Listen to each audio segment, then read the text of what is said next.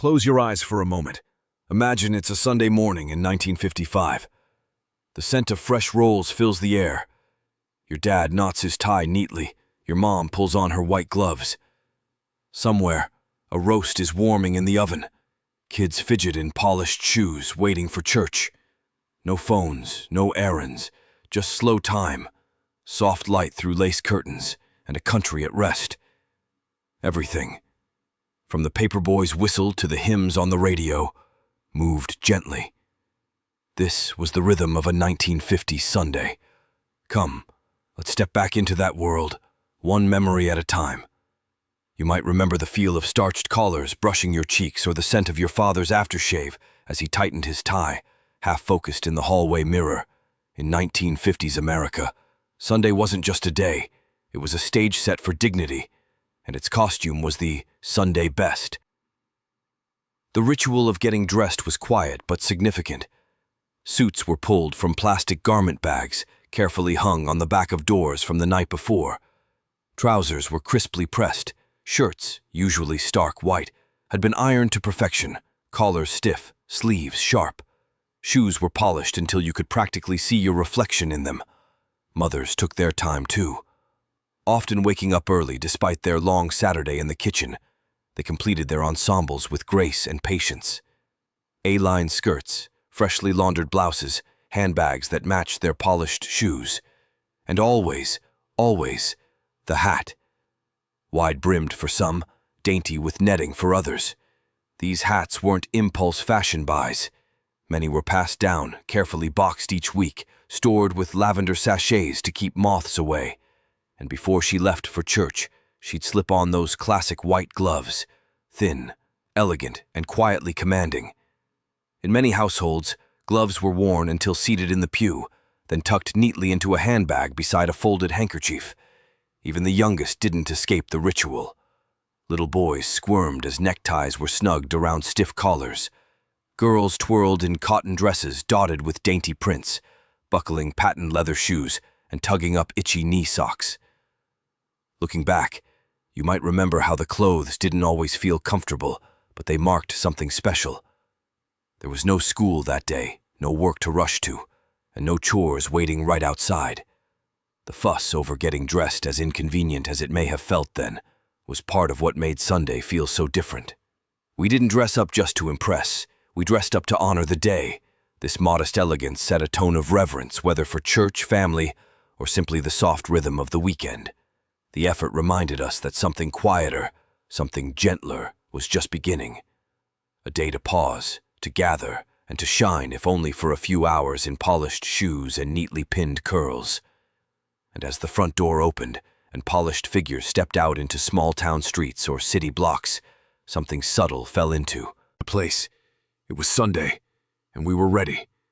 You might remember the stillness of a Sunday morning, the way the town felt hushed, almost reverent, as if holding its breath before the first church bell. All across 1950s America, from small towns nestled in the Midwest to brick-lined neighborhoods in New England, the routine rarely wavered. Church wasn't just a destination, it was the rhythm that guided the entire day.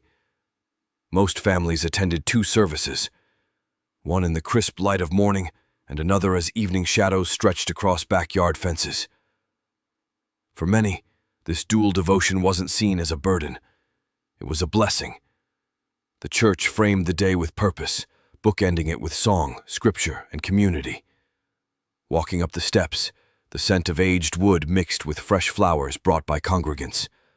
Organ chords drifted softly through the walls, muffled by heavy doors.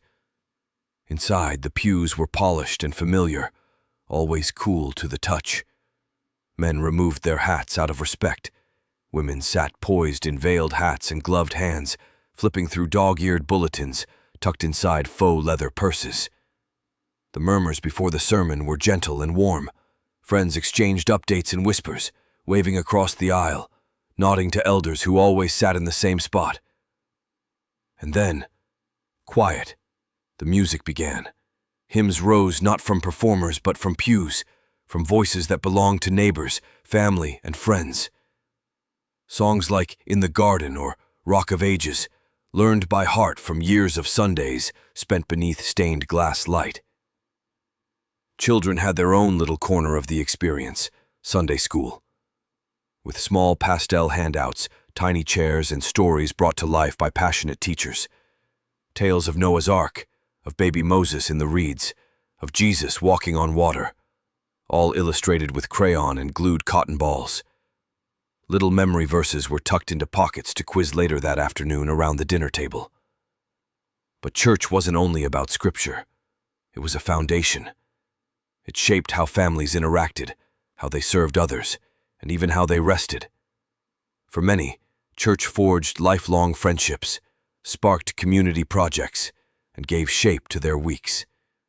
In a time before everything moved fast, Sunday service was slow, deliberate, and sacred. In that space, between prayer and silent reflection, many found their center. And when the final hymn faded and sunlight poured through high windows, there was a sense that the soul had been gently lifted, ready to carry the peace of that place into the rest of the day. And as people filed out, shaking the pastor's hand, exchanging smiles, checking watches, they weren't just leaving a building. They were stepping into Sunday, fully formed. On Saturday night, the hum of preparation wasn't only in the kitchen. It was also heard beneath bonnet hairdryers and seen in rows of sponge rollers. For women in 1950s America, Sunday morning didn't begin at dawn. With the patient work of setting curls, the gentle patting down of hair nets, and the hushed conversations at vanity tables after the kids had gone to bed. Come morning, the real artistry began. Bobby pins were eased out with care, curls were brushed and fluffed into just the right shape, never too loud, never too limp. A little spritz of Aquanet to hold it all in place, and then came the crowning moment. The hat. Nestled atop fresh waves, pinned through with gentle hands, hats were not only accessories, they were expectations. Whether modest pillboxes or wider brims with a hint of ribbon, they were chosen with the same reverence as a wedding veil. Some were pastel to match a dress, others were winter wool or airy straw, depending on the season. These weren't trends. They were part of the fabric of Sunday, formal, feminine, and dignified. As mothers prepared themselves, little girls looked on, eyes wide, watching it all unfold like a weekly ballet. They copied from the corners of mirrors, tightening the straps on their Mary Janes or turning necklaces around to point the clasp in the back. Many girls remember the slight sting of a slipped bobby pin, the smell of Pond's cold cream in the air, the softness of their mother's gloves. And those gloves, often white or ivory, completed the look. Thin cotton in warmer months, brushed leather in cooler seasons. They weren't worn every day, which made them special. Wearing gloves to church signaled that the day deserved something a little extra, something a little more refined. But Sunday style didn't shout, it glided. Modesty was honored, but it never meant losing beauty. There was pride in looking put together, not for vanity, but for value. Each carefully chosen piece spoke without saying a word, that this mattered, that the morning mattered, that family, community, faith, it all mattered. And when the final perfume was dabbed behind the ears, when the mirror gave its final nod of approval, the ladies of the house stepped out into Sunday morning not just dressed, but shining, with grace, tradition, and a quiet confidence that was all their own. And while the hats and gloves marked the beginning of the day, another ritual was already unfolding in kitchens across the country, one that filled the house not with fragrance, but with anticipation. The first sign wasn't the sunrise, it was the smell. If you happened to step outside around 7 or 8 in the morning, while the sky was still soft and pale, you'd catch it. Warm and yeasty, mingled with the sharpness of cinnamon or the subtle sweetness of sugar melting into pastry. Down the street, the bakery was already awake, long before most homes stirred. In 1950s America, most people lived within walking distance of a neighborhood bakery, and Sundays made those places feel even more magical. There was something about bread on a Sunday morning, fresh from the oven, tucked into a brown paper bag, still steaming by the time you returned to the car. The lines sometimes stretched out the door, filled with fathers in suspenders and mothers in gloves, already dressed for church, children still blinking sleep from their eyes. And even though most other stores were shuttered until Monday, the bakery came alive for just a few short hours. Doors chimed gently each time someone left or entered. Counters were stacked with crusty loaves of rye, warm dinner rolls, sticky buns coated in thick drizzles of icing. You might remember the way the baker knew your family's favorite, or how your mother would pick up a dozen rolls and maybe some Danish for Uncle Albert, who was always just stopping by after service. Time inside moved fast, but kindly. As if the people there knew you had somewhere to be. Church bells never waited, after all. But in that hurried stillness there was peace. These weren't loaves hastily bagged from a conveyor belt. This was bread that had been mixed, kneaded, shaped, and watched with care. There was something about sitting in the front seat of the car on the way home, holding that warm bag on your lap, sneaking a pinch of roll off the side when no one was looking. Sometimes it was all you needed to feel like everything in the world was just right. Bakeries back then didn't stay open all day. Many closed their doors sharp at 1 o'clock, and not a soul complained. They didn't need to. Sunday wasn't about convenience, it was about intention. And that quiet, blessed window when the bakery was open, it felt like a secret gift made fresh just for you. Back home, those rolls would rest in a basket on the kitchen table, beside the roast in the oven and the pie cooling on the sill. As preparations continued for the midday meal, one thing was clear. Even the bread knew it was Sunday. While the rest of the house settled into the soft flicker of a Saturday night television show or the faint hum of a radio tuned to your hit Parade, the kitchen told a different story. It was the quiet heart of the home, glowing gently under overhead lights, where preparation for Sunday began long before the sun ever rose. Mothers moved through this space like practiced choreographers, each step deliberate and quiet. The clatter of a wooden spoon in a mixing bowl, the snap of a towel over a rising bread loaf, the hiss of a roast as it was basted just one more time. These sounds became a kind of lullaby in their own right. Saturday night wasn't a time for rest. Not yet. Not until every dish had been touched with care. There were pie crusts being chilled in glass dishes, dusted with flour and covered in wax paper. Chicken soaked in buttermilk or sliced lemons, depending on the family preference. A pork roast might be slathered in mustard rub, ready for a slow bake the next afternoon.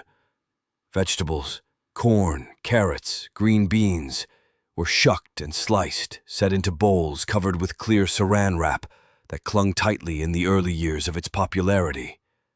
Over at the far counter, there might be a cake already cooling, or a Jell-O mold beginning to set in the old Frigidaire.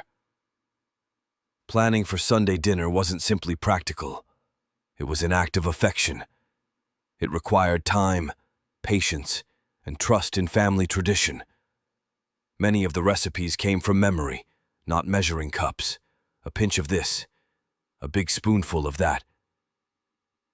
Things tasted like home because they'd been prepared the same way, in the same dishes, by the same hands for decades. And underneath all this work was a kind of peace. It didn't feel like a chore. It felt like devotion, quiet, steady devotion, wrapped in the aroma of browning butter or the soft steam of chopped onions. Long before phone alarms and line cooks and meal kits, there was nothing more comforting than knowing Sunday would be fed, heartily, warmly, and together. Upstairs, children slipped under quilts, unaware that their breakfast would come with the smells of something even better already in motion. The gentle clatter in the kitchen would eventually give way to sleep, but not before every spoon had been stirred and every dish tucked in just right. Because in the 1950s, Sunday didn't start when you woke. It started the night before, with a soft shuffle, a simmer, and the kind of love you could taste. By the time 2 o'clock rolled around on a Sunday afternoon, the house had taken on a different kind of stillness. Not the silence of sleep, but the gentle hush just before something important begins. The clinking of dishes in the kitchen signaled that it was almost time. Scents of roasted meat, buttery sides, and something sweet still baking in the oven drifted into every room like an unspoken invitation. Out came the good china, the plates with the thin gold trim most families only used once a week. Napkins weren't paper. They were cloth, usually folded with care, sometimes even tied with a ribbon if company was expected. Glasses for sweet tea or milk were lined up, and one by one, chairs were pulled out as the family gathered. There might have been 6 people at that table, or maybe a dozen. Either way, it didn't matter. What mattered was that nearly every seat was filled. At the center of it all sat the roast, often beef or pork, browned and bubbling from hours in the pools of gravy. Corn on the cob, green beans with bits of bacon, and warm rolls, still soft from the oven or fresh from the morning bakery run. Sometimes there was a Jell-O salad with bits of carrot or marshmallows hidden within, equal parts decoration and expectation. There was no sound of television, no phones on the table, just forks clinking gently, glasses passed along, and voices, constant, steady, and warm. Stories came out after the second bite, laughter after the third. Children fidgeted, sure, and someone always had to be reminded to pass the butter, but no one rushed. No one leapt up to do the dishes. The table was a pause button for the whole week. Time stopped, just long enough to savor more than the meal, and every Sunday, without fail, Grandpa might retell the same story. About the first car he ever owned, or the time he caught that fish that was this big. Everyone had heard it before, but no one interrupted. Because the food was only one way to feel full on a Sunday. The rest came through those stories, and in that moment, with plates halfway empty and hearts halfway full, life felt deeply rooted. Like no matter what the week ahead might bring, right now, everything was together. Everything was enough. And everything was exactly where it belonged. If there was one part of Sunday that made every child sit up straighter and every adult smile a little softer, it was dessert. Not the kind snuck after school or grabbed on the go. Sunday desserts had their own rhythm, their own reverence. In the 1950s, sweetness wasn't a daily expectation. It was earned, reserved, almost sacred. For many families, dessert didn't grace the table Monday through Saturday. Those were practical days measured by budgets, rationed leftovers, and simple suppers. But Sunday was permission to indulge, to enjoy, to take a bite of something unnecessary but beautiful. On the table, beside the final spoonfuls of mashed potatoes and the last sip of iced milk, came the star of the show.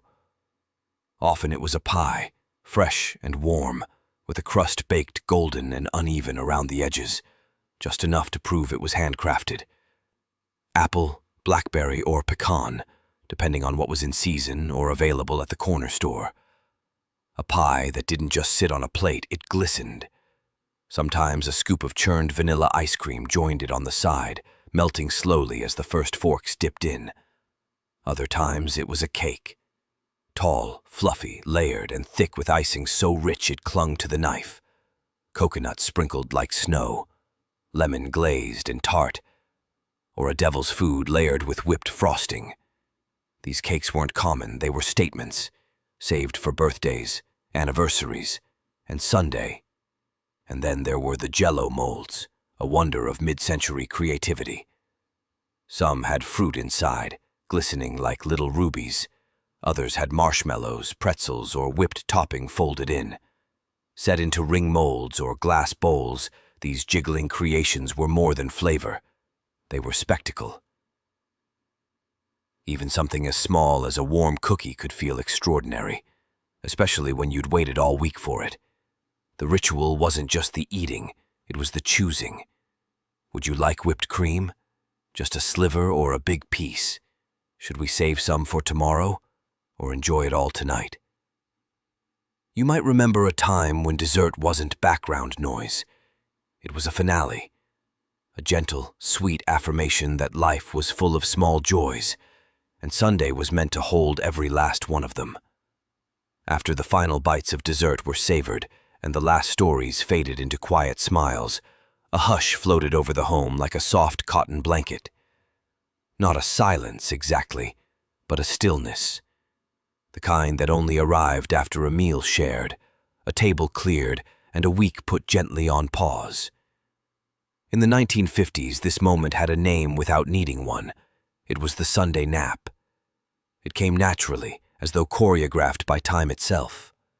Fathers sank into recliners with the newspaper folded on their lap, eyes growing heavy before the second paragraph. Their shoes sat carefully by the foot of the chair, socks slightly loosened at the edges. Mothers, eager for breath slowing. Children rarely resisted it either. Some disappeared to bedrooms where patchwork quilts and lace curtains caught the lazy light. Others lay upside down on living room rugs, paging through picture books or playing quiet games with marbles or cards. Even the noisy ones seemed to know. This hour was different. Windows were often left cracked open, just enough to let the breeze pass through, carrying with it the scent of cut grass or distant lilacs. A spring afternoon might bring in warm air, while fall coaxed a cool draft through the hallways. Ceiling fans spun as slow as the hour felt. Radios gave way to soft instrumental programs, easy listening, a hymn reprise, or the fading echoes of a baseball game announcer drifting between innings. No one called it sacred. No one spoke of it like law. But the whole country seemed to understand that Sunday afternoons were made for this surrender, a rest that wasn't lazy but well-earned.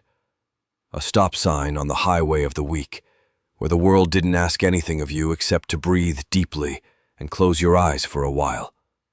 You might remember the way it felt, drifting off as sunlight danced on the wall, hearing faint footsteps in another room, and realizing you didn't have to move. Not right now. That kind of nap doesn't happen much these days, but back then, it was tradition. A quiet promise to yourself, made and kept every Sunday without fail. And just like that, in the stillness, the day settled a little deeper into your heart. As the sun slipped behind the trees and the long shadows of Sunday stretched across lace curtains, a new kind of gathering began inside many American homes. The plates were cleared, the naps taken, the radios turned low, and in that soft hour just before dusk, the living room, humble and familiar, transformed into something more like a chapel. Faith in the 1950s didn't belong solely to the church walls. It followed the family's home. It echoed up staircases, into parlors, past bookshelves lined with family Bibles and tiny framed portraits, and on Sunday evenings it found its voice in song. You might recall the sound of an upright piano being opened with care, keys wiped gently with a cloth passed down from the top drawer, or perhaps it was an old pump organ, humming its wheezy warmth into the room. A parent, often a mother though not always, took a seat and began to play, slowly at first, letting the melody ease into the space naturally, respectfully. Hymns were chosen without argument. They were the old ones, the ones tucked into memory from years of church services and early childhood. In the garden, the old rugged cross, what a friend we have in Jesus. For some, it was, How Great Thou Art. The first notes bringing a stillness that wasn't somber but sacred. Children may not have grasped all the meaning, but they followed along, wide-eyed. Nobody auditioned. Nobody judged. These weren't polished performances or rehearsed harmonies. They were expressions, gentle offerings of faith and gratitude for the week that had passed, and quiet hope for the one waiting ahead. In those voices, honest and unadorned, lived generations of belief, sometimes spoken and just as often sung. There was comfort in singing together, in knowing that even the smallest homes could feel full with just a melody and an open heart. And long after the final note drifted off into silence, that moment stayed, settling into walls and memory, humming beneath the stirrings of a new week already beginning to rise. There was something quietly magical about a Sunday afternoon with no plans. Just clear skies, a full tank of gas, and an open map you didn't really need. In 1950s America, that feeling often meant one thing, a drive. It didn't require a destination. There was no rush to get anywhere. The Sunday drive was more about the going than the getting. After dinner was done and the dishes were stacked neatly in the drying rack, families would climb into their Fords or Chevrolets, pastel paint glinting in the sunlight, windows rolled down, chrome bumpers warming beneath the touch of lazy hands. Fathers drove, one arm out the window in a quiet rhythm with the breeze. Mothers sat beside them, smoothing down the skirt of their Sunday best and sipping the last of the lemonade from a thermos bottle. In the back seat, kids jostled for the window, watching the world scroll slowly by. Bonds, meadows, corner diners, and tiny roadside churches with simple, hand-painted signs. These drives didn't need road signs. Sometimes they led to a nearby lake, where shoes were kicked off and stones were plucked from the shore just to be skipped across the water. Other times, the car simply curved along back roads lined with tall grass and wildflowers, eventually looping back toward home. And sometimes the destination didn't matter at all. The real joy was in being present. Together, unbothered by clocks or errands or noise. The air streaming in through open windows, tousled hair, and carried in the scent of fresh-cut lawns, fried chicken from roadside stands, or wild honeysuckle blooming along fences. A mother might point out a house she dreamed of, or wave to a stranger out of simple courtesy. A child might yell cow while passing a field, certain they'd counted just one more than their sibling. You might remember leaning your head against a sun-warmed window, eyes half closed, as the steady hum of the tires lulled the entire car into a kind of traveling stillness. Not many words were needed, just small smiles, gentle quiet, and the slow, comfortable understanding that even when you weren't going anywhere important, you were exactly where you needed to be. In a world that would one day grow too fast and too cluttered, the Sunday drive was a simple gift, a moving stillness, a family in motion, yet fully at rest. That phrase carried a special kind of routine in the 1950s, gentle, predictable, and deeply rooted. It wasn't debated, rescheduled, or forgotten. It was simply a part of what Sundays were made for. As the roast settled in full bellies and the house grew quiet from naps or hymns, car doors clicked and engines turned over again, this time not for adventure or errands, but for something closer, something familiar. A trip just a neighborhood away or 2 towns over to see the people who shaped your roots. Bundt cakes were slipped into tins.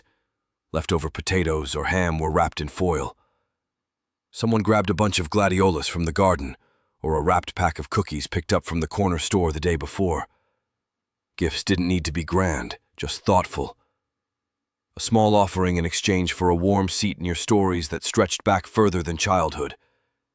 Grandparents were usually waiting by the window, having straightened up hours before anyone arrived. The smell of warmed coffee or steeped tea drifted from cozy kitchens into front rooms with plastic-covered couches and flowered doilies. You might remember the feel of that upholstery, stiff and squeaky against your forearm, as voices gently rose and faded like waves in the air around you. Adults sank into conversation quickly. Talk of ration lines during the war, of saving fabric scraps during the Depression, of ships returning home and houses bought for just a few $1,000s. It wasn't bragging, it was remembering. A way of archiving family lore before it disappeared into the background. Kids fidgeted. They peered into cookie tins, gazed at mantel clocks that ticked louder than expected, but they absorbed more than they realized. From every gentle retelling of a wedding day, a migration, a Christmas spent with almost nothing, came lessons that couldn't be taught in schools. Sunday didn't need a reason to bring people together. The day, in its unhurriedness, provided the perfect excuse. You'd shake hands, hug twice, get your cheek pinched, and leave a few hours later with your heart a little warmer, and maybe a baked good wrapped in wax paper, just in case you get hungry on the way home. There weren't any tablets to swipe, no glowing screens demanding your attention. But even without them, children of the 1950s had their own version of magic, found not in pixels, but in pebbles. After visiting Grandma or taking the long way home from church, Many families headed somewhere quieter, a lake, a pond, a creek tucked behind a grove of trees. Just water, sunlight, and time to spare. And somewhere along a worn path or the soothing crunch of gravel under picnic shoes, kids would begin looking for the perfect skipping stone. You might remember how they'd search carefully, feeling the smoothness, the flatness, the weight in their palm. A stone that was too heavy would sink, too round, and it would splash. But the right one, that would dance across the surface like it had wings. One skip, 2, 3. Sometimes more if you were really good, or lucky that day. Fathers would give pointers, showing the flick of the wrist. Mothers might capture the moment in a camera, mid-motion, shadows long behind a joyful throw. Other parents sat on checkered picnic blankets, sipping soda from glass bottles, watching their children play without schedules, without noise, just the echo of a rock gliding across water and a burst of laughter that followed. Sometimes there was a picnic. Nothing fancy. Peanut butter sandwiches wrapped in wax paper, deviled eggs in snap-lid containers, maybe a few dill pickles packed in a coffee tin, or carrot sticks soaking gently in Tupperware. Food that tasted better somehow under open skies. These weren't expensive outings. They didn't have souvenir shops or lines to stand in. There were no apps, just people, just nature. And just enough time to enjoy both. And the memories made there, they stuck. The same way you might still remember how many skips your best throw made, or the way the water sparkled when the sun hit it just right. It didn't matter if you were 5 years old or 50. Skipping stones was never really about the rock. It was about stillness, about joy, about slowing down long enough to watch magic ride the ripples. Around 5 o'clock on a Sunday evening, the tone of the house began to change. It wasn't loud, but it was noticeable. Voices softened, movement slowed, and somewhere, in the living room or near the dining table, a soft click brought the radio to life. It wasn't just background noise. It was a signal. A shared moment coming into focus, delivered through a cabinet of polished wood and chrome knobs, often perched on a low table beside a family photo or a potted plant. This was radio time. And for households across 1950s America, it was one of the few times the entire family grew quiet, together. Sometimes it was a serialized drama, voices filled with tension, mystery hanging on every word.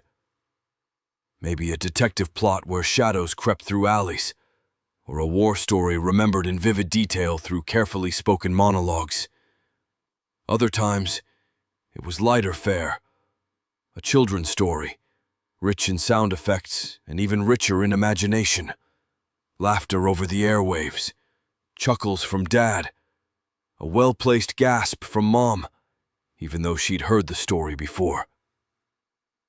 If it was a gospel hour, the living room felt almost like church all over again. Familiar hymns filled the space in a warmer, more intimate way.